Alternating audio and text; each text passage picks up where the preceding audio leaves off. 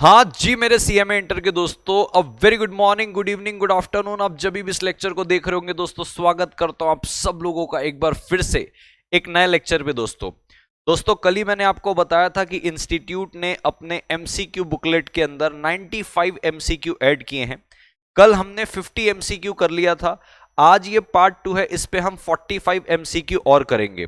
और दोस्तों पीछे अगर आप हिस्ट्री में देखोगे तो जो एमसीक्यू बुकलेट इंस्टीट्यूट ने दी थी, जब से इंस्टीट्यूट ने वो दिया है, लगभग लगभग लगभग सारे एमसीक्यू उसी एमसीक्यू बुकलेट से आ रहे हैं। तो जो हमने इसके पहले 300 एमसीक्यू कर रखे हुए हैं, जो ऑलरेडी कर रखे पिछली कुछ समय से, उनमें से ही एमसीक्यू उठ के आ रहे हैं। अब इंस्टीट्यूट ने जो 95 एमसीक्यू ऐड किए, जिसमें 50 कल अपन ने कर लिया, 45 अपन और इस पे आज करेंगे। आप इन सारे एमसीक्यू को बहुत अच्छे से करके जाइएगा जो इंस्टीट्यूट के बुकलेट पे है। और कल कुछ स्टूडेंट्स आ रहे थे, वो कह रहे थे कि सर ये नया वाला एमसीक्यू बुकलेट कहाँ मिलेगा, हमको तो इंस्टीट्यूट की वेबसाइट में नहीं मिल रहा है। तो मैं काम करूंगा, 300 वाला एमसीक्यू वाली बुकलेट तो आपको दिख ही रही है इंस्टीट्यूट की वेबसाइट में। ये जो नई बुकलेट है जिसपे मैं एमसीक्यू नंबर 350 से लेके, एमसीक्यू नंबर 350 से लेके, सॉरी 350 बोल रहा हूं, 300 से लेके 350 तक मैंने कल इस पे सॉल्व किया था, 300 से लेके 350। और अब मैं इसको 95 तक लेके जा रहा हूं, यानी कि 395 तक। तो जितने भी ये मेरे पास मार्क्ड वाले एमसीक्यू बुकलेट वाले रहेंगे, ये मैं आपको इसी वीडियो के डिस्क्रिप्शन बॉक्स में दे दूंगा। तो इस पे पुराने वाले भी 300 हैं, नए वाले जो मैं अभी सॉल्व करा रहा हूं 95 वो भी रहेंगे। तो आपके पास नई नवेली एमसीक्यू बुकलेट भी आ जाएगी अगर आपको इंस्टीट्यूट की वेबसाइट में नहीं दिख रही है। और साथ साथ में जो लेटेस्ट 95 एमसीक्यू हम सॉल्व कर रहे हैं उसकी मेरी मार्किंग भी मिल जाएगी। सो बिना किसी देरी के दोस्तों शुरू करते हैं। रिमेनिंग 45 एमसीक्यू है उसको कर लेते हैं। एंड मैं स्ट्रांगली रिकमेंड करूंगा कि ये सारे एमसीक्यू आप जरूर लगा के जाएं, क्योंकि मैक्सिमम एमसीक्यू इंस्टीट्यूट की बुकलेट से ही आ रहे हैं। बट बिफोर मूविंग अहेड दोस्तों, चैनल पे नहीं हो तो do subscribe. Arjun Chhabra tutorial आपको आपके सीएमए जर्नी का एक्सक्लूसिव कंटेंट देता है, चाहे फाउंडेशन, चाहे इंटर, चाहे फाइनल। मैंने फाइनल के भी लगातार रिवीजन वीडियोस पोस्ट करना शुरू किए हैं। मैं इंटर के लिए भी लगातार सारी चीजें कर रहा हूं। मैंने हाल पे सुपर 70 डाला है सीएमए इंटर के लिए।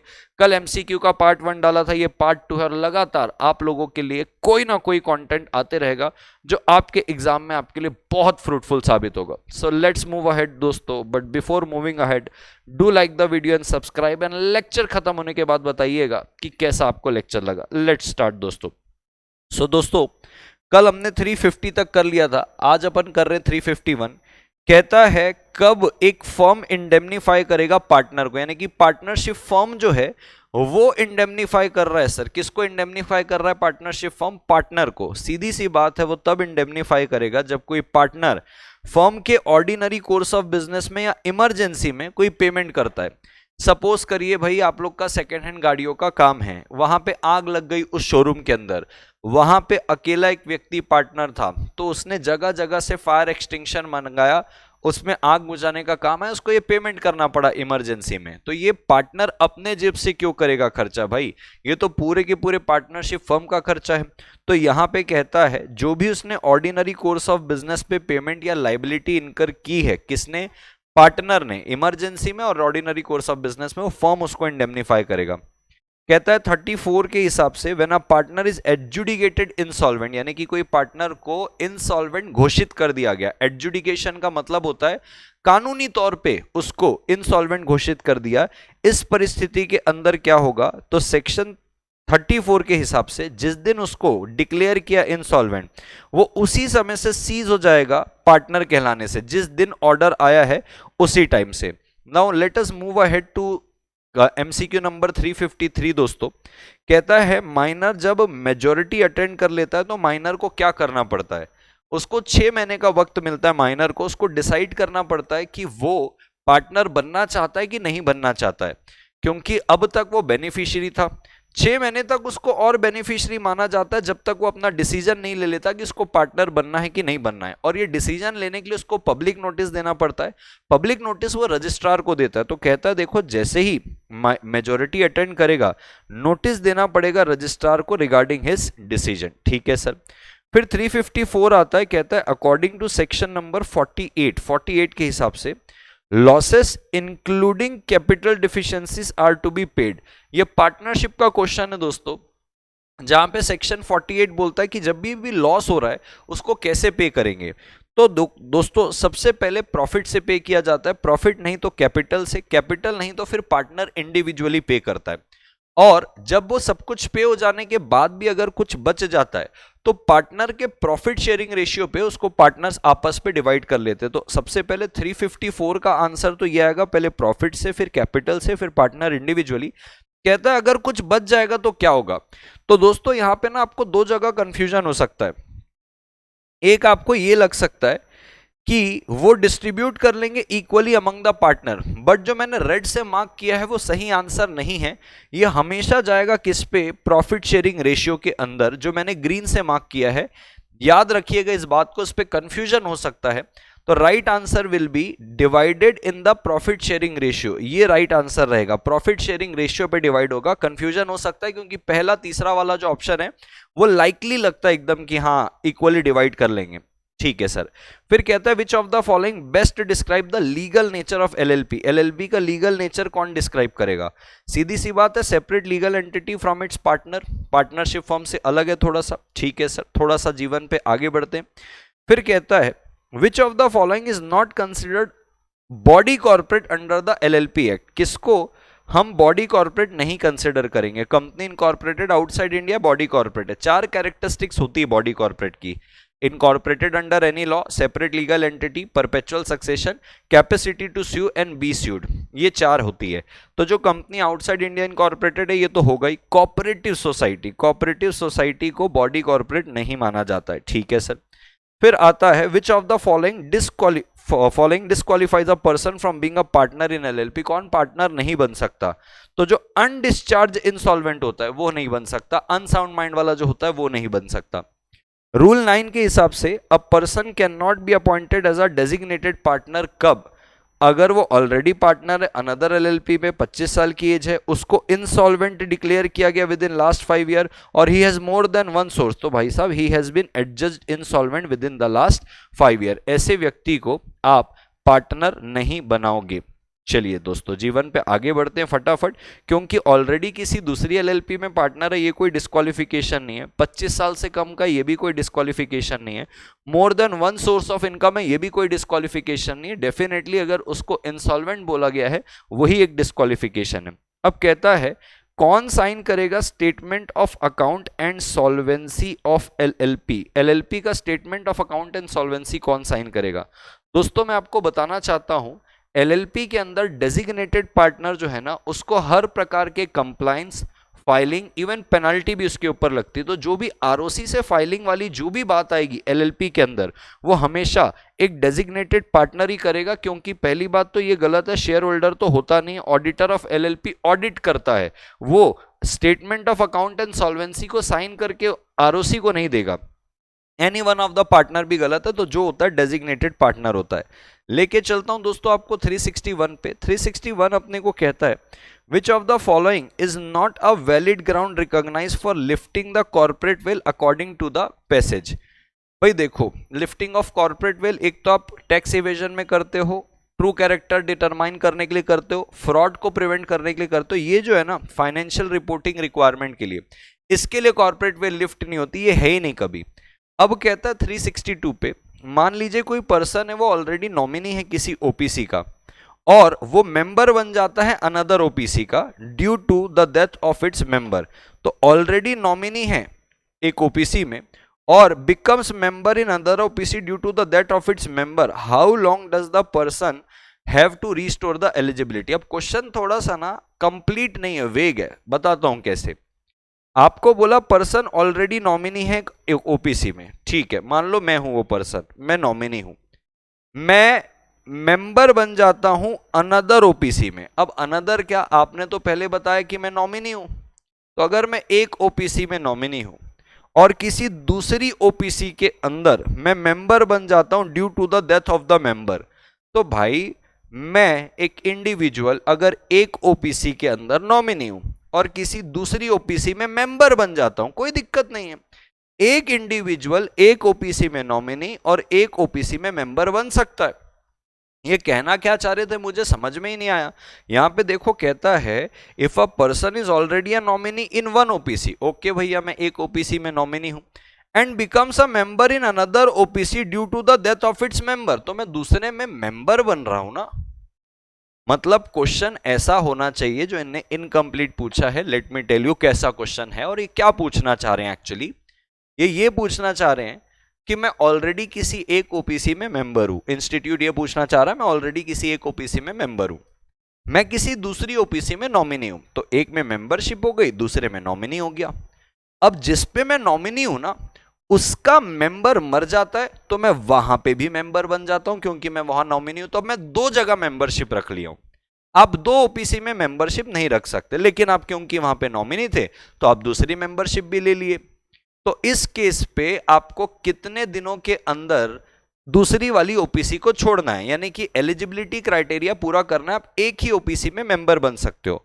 तो लॉ कहता है 180 डेज के अंदर आपको ये एलिजिबिलिटी क्राइटेरिया पूरा करना है। ठीक है सर, ये रूल 3 के अंदर आता है दोस्तों, rule 3 of the companies incorporation rules 2014 के अंदर। ठीक है, अब कहता है सेक्शन 32 के हिसाब से जो रेड हेरिंग प्रोस्पेक्टस है वो आप कब फाइल करते हो आरओसी के पास, ये कम से कम 3 दिन पहले फाइल होता है दोस्तों, ऑफर ओपन होने के पहले। अब कहता है क्या हाईलाइट करना पड़ता है आपको फाइनल प्रोस्पेक्टस पे, क्योंकि रेड हेरिंग प्रोस्पेक्टस जब आप फाइल करते हो उसके बाद आपको फाइनल प्रोस्पेक्टस फाइल करना होता है। तो जो चीजें रेड हेरिंग प्रोस्पेक्टस पे नहीं थी और अब प्रोस्पेक्टस पे कोई बदलाव है, आपको उसको हाईलाइट करना होता है। तो जो वेरिएशन होते हैं ना रेड हेरिंग प्रोस्पेक्टस और उस पे, ये आप हाईलाइट करते हो। ये बात सब सेक्शन नंबर 3 पे लिखी हुई है सेक्शन नंबर 32 के अंदर, क्योंकि 32 पे रेड हेरिंग प्रोस्पेक्टस है। कहता है प्रिंटेड और स्टाम्प्ड प्रोमिनेंटली और डुप्लीकेट शेयर सर्टिफिकेट में क्या मतलब क्या प्रिंट होना चाहिए डुप्लीकेट सर्टिफिकेट में, तो सीधा लिखा होता है कि भाई साहब ये जो आप सर्टिफिकेट दे रहे हो ना, ये फलाने सर्टिफिकेट के बदले में दे रहे हो, अलग से लिखा होना चाहिए कि डुप्लीकेट है, सिंपल है। कहता है सेक्शन 41 है जो बात करता है ग्लोबल डिपॉजिटरी रिसीट की। कहता है a company can issue global depository receipt in Indian rupees में, फॉरेन करेंसी में, या तो इंडिया में या तो फॉरेन में। क्या, तो भैया ग्लोबल डिपॉजिटरी रिसीट आप देते ही फॉरेन इन्वेस्टर को हो, ताकि वो फॉरेन स्टॉक एक्सचेंज में उसको ट्रेड कर पाए। फॉरेन के स्टॉक एक्सचेंज में ट्रेड तभी होगा जब फॉरेन करेंसी में ही होगा। कहता है 92 पे जो एनुअल रिटर्न की बात है कौन से फॉर्म में रहती है, डेफिनेटली एमजीटी 7 पे।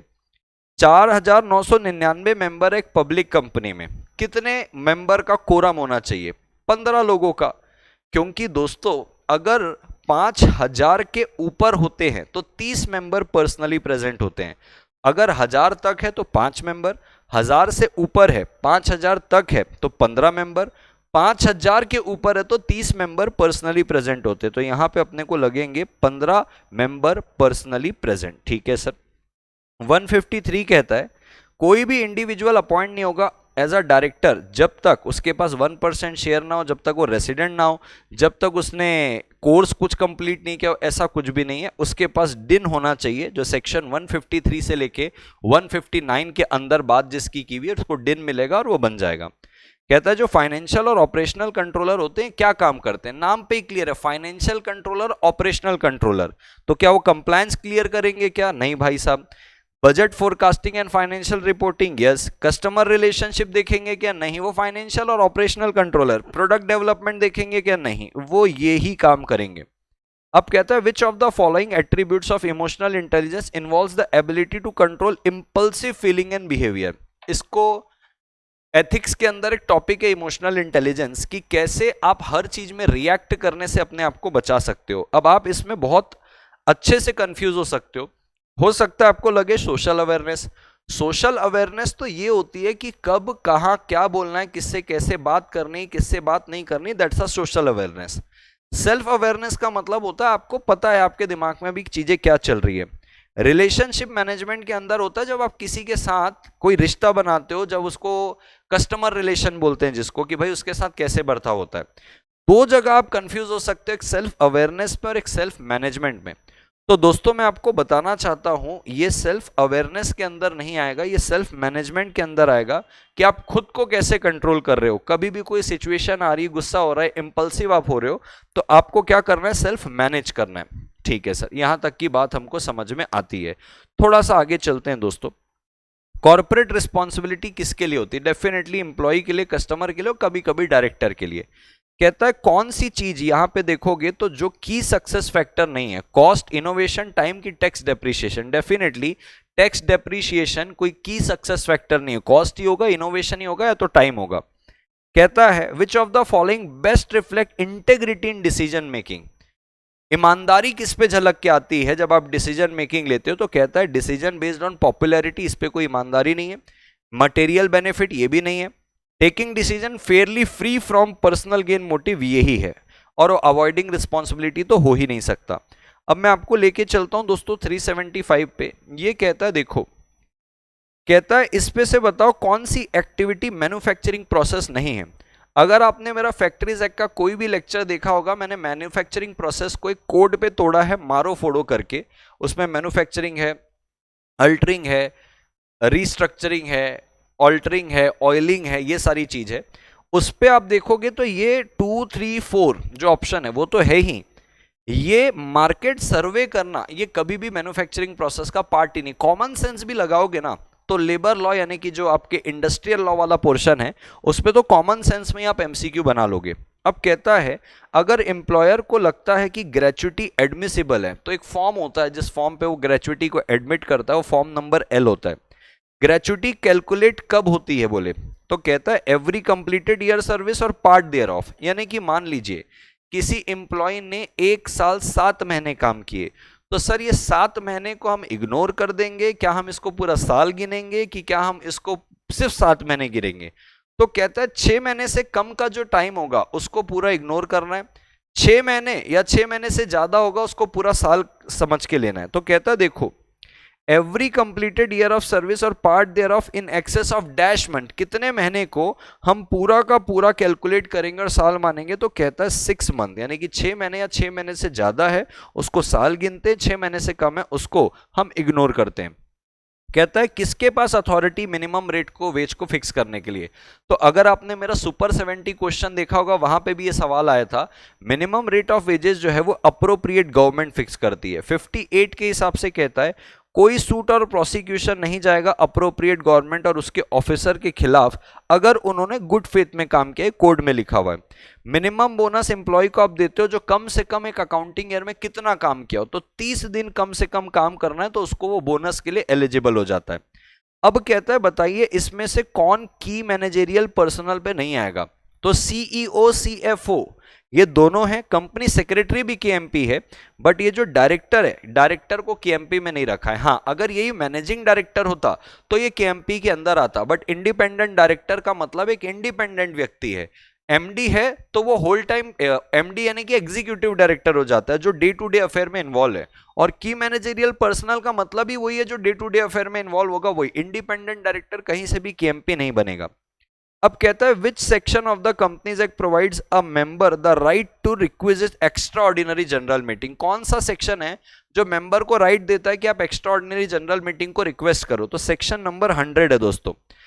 255 मेंबर की डेफिनेशन देता है किसको आपको फर्स्ट मेंबर मानना है। सीधी सी बात है, जो subscriber to the memorandum of the company है आप इनको फर्स्ट मेंबर मानते हो क्योंकि वही तो कंपनी बनाते हैं।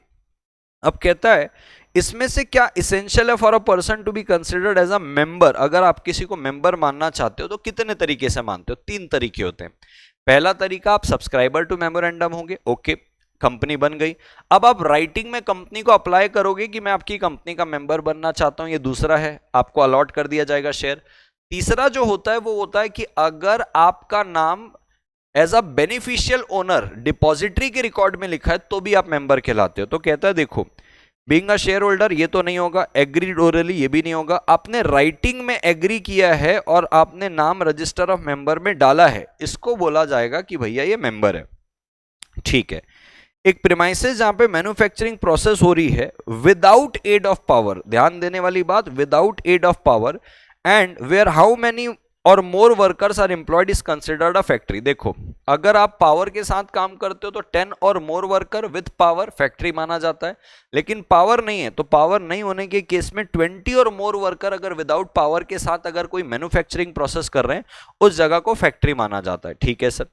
अब कहता है which of the following is excluded from the definition of factory. तो जो आर्म्ड फोर्सेस के मोबाइल यूनिट होते हैं ना, उसको फैक्ट्री से हटाया गया है, ठीक है। सेक्शन 11 में फैक्ट्रीज एक्ट में लिखता है every factory must be capped clean and free from noise pollution. कैसे रोकोगे भैया, फैक्ट्री है वो। एक्सेसिव लाइटिंग, ये इसका कोई प्रोविजन ही नहीं है। फायर हजार्ड वाला तो भैया ये सारी चीजें सेफ्टी के अंदर आ जाएगी। ये यहाँ पे लिखा है must be kept clean and free from fire hazard. अब ये तो होनी तो कभी भी हो जाएगी। तो ये एफ्लुआ फ्रॉम ड्रेन, यानी कि जब कोई ड्रेनेज होता है वहां पे जाम हो जाता है, वहां से जो गंद आती है, वहां पे जो काई जम जाती है, गंदगी जम जाती है, वहां से फ्री करने बोला है। और कहता है फ्लोर को आपको कितने समय में क्लीन करते रहना है, तो कहता है एक बार, वीक में एक बार आपको क्लीन करना है। और सेक्शन 11 जो है कि कहता है, देखो इसमें कॉमन सेंस कैसे लगेगा। कहता है effective dash must be provided to remove water from the premises. अब वाटर अगर किसी प्रेमाइसेस से हटाना है तो वो डेफिनेटली एयर कंडीशनर, लाइटिंग और प्लम्बिंग से नहीं हटेगा, वो किससे हटेगा, ड्रेनेज से हटेगा। फिर अपने को कहता है कि जो लेट्रिन और यूरिनल्स है वो कहाँ लोकेटेड होने चाहिए, नियर बाय एरिया में जहां पे वर्कर काम कर रहे हैं, ताकि वो एक्सेसिबल हो। ये सारे कॉमन सेंस वाले हैं। अभी जो 19 वाला बोल रहा है दोस्तों कि सेक्शन 19 में हर फैक्ट्री में सेपरेट लंच रूम होना चाहिए फॉर वर्कर। बाजू में लिखता है सफिशिएंट लेट्रिन एंड यूरिनल होना चाहिए, मेडिकल बेड्स रहना चाहिए रेस्ट रूम के लिए। तो भैया आप क्या पहले से मेडिकल बेड रखे हो, तैयारी रखे हो क्या कोई हादसा होने के लिए, तो ये तो होने वाला नहीं है। पर्सनल हाइजीन किट्स फॉर और वर्कर, ये भी नहीं होने वाला पर्सनल हाइजीन किट। अब इन दोनों में से कोई एक है। हो सकता है आपको लगे कि इसका आंसर ये है, बट इसका आंसर ये नहीं है, क्योंकि मैं बताना चाहता हूं ये सेक्शन 47 पे कवर होता है। हमको 19 पूछ रहा है, तो 19 के हिसाब से the right answer is sufficient latrine and urinal prescribe type का जो भी किया है वो होना चाहिए, ठीक है सर। 392 में कहता है जो 105 है कंपनीज एक्ट का, proxy can be appointed by, कौन प्रॉक्सी अपॉइंट करेगा, मेंबर ही अपॉइंट करेगा, क्योंकि वो नहीं आ पा रहा है। फिर कहता है विच सेक्शन कंपनीज एक्ट का डील करता है स्पेसिफिकली विद प्रॉक्सी, प्रॉक्सी से कौन सा सेक्शन डील करता है, डेफिनेटली वो 105 है। अब कहता है कौन सा बिजनेस जो है जिसको हम ऑर्डिनरी बिजनेस मानते हैं एजीएम में, तो अगर आप सेक्शन 102 पे जाएंगे कंपनीज एक्ट के, तो कहता है 4 प्रकार के ऑर्डिनरी बिजनेस है। एक अडॉप्शन ऑफ फाइनेंशियल स्टेटमेंट, दूसरा डिक्लेरेशन ऑफ डिविडेंड, तीसरा appointment of director in place of retiring, और चौथा स्टैट्यूटरी ऑडिटर अपॉइंट करना और उसका रेम्यूनरेशन फिक्स करना। तो देखो यहाँ पे आ गया अपॉइंटमेंट ऑफ स्टैट्यूटरी ऑडिटर। उसके अलावा जितने बिजनेस है वो तीनों के तीनों स्पेशल है, यही एक ऑर्डिनरी है। कहता है which of the following companies is not required to hold annual general meeting. 1 person company जो है उसको एनुअल जनरल मीटिंग करने की जरूरत नहीं, क्योंकि एक ही पर्सन उसमें मेंबर होता है, वो मीटिंग किसके साथ करेगा। एंड दैट्स ऑल दोस्तों, यहाँ के भी 95 MCQ यहाँ पे हमारे कंप्लीट हुए। मैं ये पूरी की पूरी PDF जो हमने लेटेस्ट में 95 MCQ सॉल्व किए हैं, ये मैं इसी वीडियो के डिस्क्रिप्शन में डाल दूंगा दोस्तों। उम्मीद करता हूं आपको ये चीजें बहुत अच्छी लगी होगी। इसके अलावा आपको मेरे तरफ से क्या चाहिए आप कमेंट बॉक्स में जरूर बताएं। अगर मेरे से पॉसिबल होगा मैं डेफिनेटली आपके लिए वो चीज भी लेकर आऊंगा। That's all from my side दोस्तों, this side CS Arjun Chhabra signing off. But before you leave the video, do like, subscribe and comment. Thank you so much दोस्तों, टेक केयर, बाय बाय।